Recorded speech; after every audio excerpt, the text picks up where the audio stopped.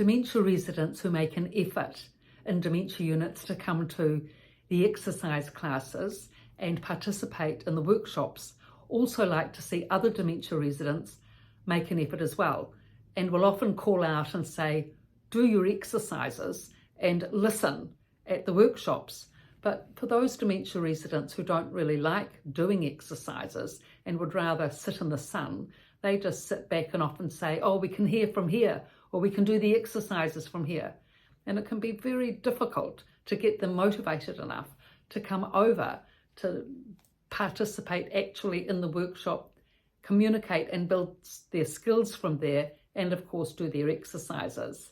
So in terms of being able to motivate them, what actually motivated them mostly was when the farmers started to come to the exercise group. That made all the difference when the farmers were there. Then the women would start to do, they were sort of jollied along by the farmers, having men in the group. They hadn't had men before that, and it was very nice seeing men, and men doing exercises, shoulder exercises, and they all had good shoulders, the farmers.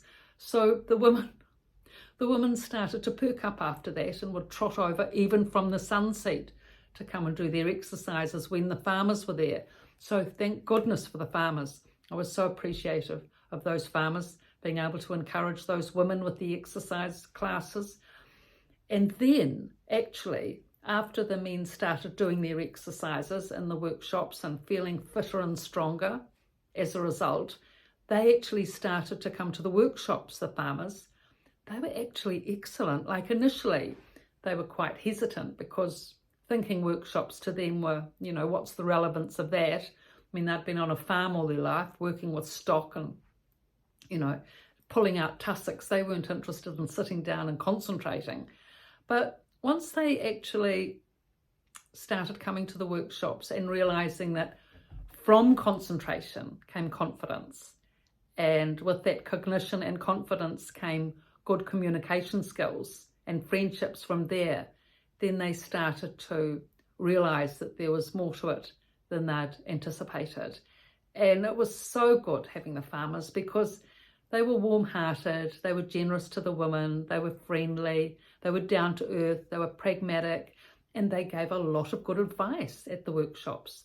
It was really good having the female and male perspective, you know, and they used to say we need to have clarity in our thinking. One of the farmers, I asked him actually what was the main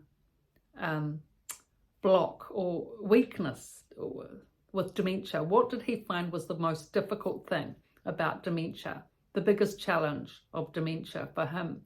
And he said, not being able to make decisions, not having the clarity to make decisions. Now that was very insightful. And I asked the group at that point, we were having a workshop on dementia and the stress of dementia and how to help it. And 3 of the women said that it was the anxiety of dementia and the racing mind and the blanks that was the biggest problem or stress for them. And 2 other women, along with this farmer, said the difficulty in not being able to make decisions because of the confusion. So that just gave me a different perspective on things. That was really helpful, that, you know, we just make decisions all day long and it's about small things, large things, everything. And without being able to make a decision, you can't focus and direct yourself forward. And this farmer was the one that enabled me to be able to see that clearly. So once the farmers came to the workshops, and the women were coming to the workshops as well, of course, because the farmers were coming to the workshops, and they all wanted to sit by the farmers to get that male presence and male company, things perked up after that. It became a lot easier to be able to not manage the group, but motivate the group. In fact, I didn't even have to motivate the group after the farmers came because they were the motivation. So you just never know what that motivating factor is going to be, but men are a motivating factor in dementia units because most of the people are women, elderly women with Alzheimer's in their 80s. Their husbands died, their sons often don't visit, they're on their own, and they love seeing men and getting the attention of men.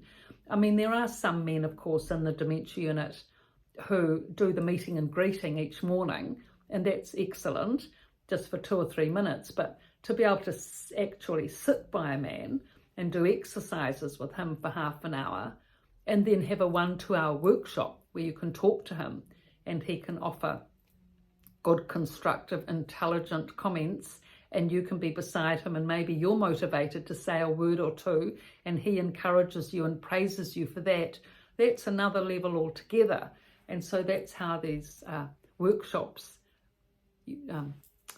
went ahead very well after the farmers were kind enough to offer their time, energy and effort. And they enjoyed it as well. They started to make friends, and they settled at the dementia unit as a result, once they started to make friends with the ladies. And another advantage was that when the farmers came to the workshop and everyone started doing their exercises, the other men thought, oh, well, they better make an effort. The non-farmers, male dementia residents, started to come as well. But yeah, the exercise classes became very popular. 2 rows of exercise, people doing all the exercises.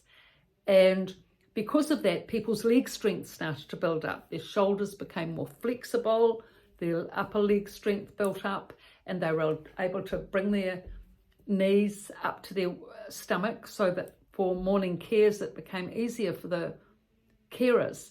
If the residents got really stiff shoulders, then it's difficult to put on jackets and blouses and things. Even if the fabric's stretchy, you've still got to have some mobility. And to be able to put on trousers, if the person can lift their leg and straighten out their knee, which is improved with exercises, then it makes it a lot easier for cares. So in this way, these farmers helped not only with the women becoming more social, coming to the exercise classes and joining in the workshops and camaraderie happening, but also it helped the carers. Even if the dementia resident just gains a little bit more mobility in the shoulders and a little bit more strength in the legs, then they can encourage the dementia resident to make an effort and say, look, come on, I know you can do it. I've seen you bend your knees at the exercise classes and lift your feet, and just do it now. We just have to put these trousers on. So just lift your leg, just help me, work with me. So they started to do that, so that then, it was a fair effort. I mean, and everyone does have to make an effort. It shouldn't just be one-sided. It shouldn't just be the person just lying there on the bed and the carer having to take the weight of a heavy leg to put on the trousers. That's not fair on their backs and their shoulders, and some of the girls are sometimes pregnant. It's really demanding work. So the dementia resident should make an effort and needs to make an effort, but sometimes they don't. So that's why the exercise classes, when and if they joined in the exercise classes and started getting some positive muscle memory back, some motivation back, that, oh, actually, yes, I can move my arm and I can move my leg and I can straighten my knee, and oh, okay, well, I can make an effort then, can't I?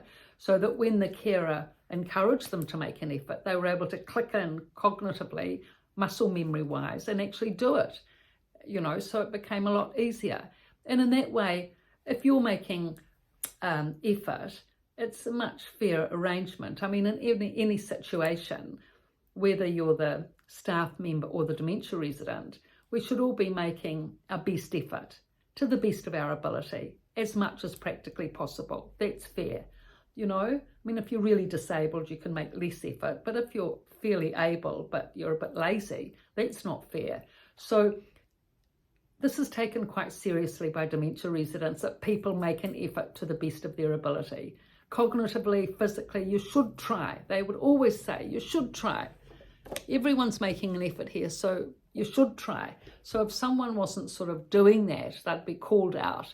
And it was pretty apparent if someone wasn't, that they were pulling the chain, dragging the chain. And so they'd be called out by the other dementia residents. They'd say, make an effort, you should try, you can do it, just try.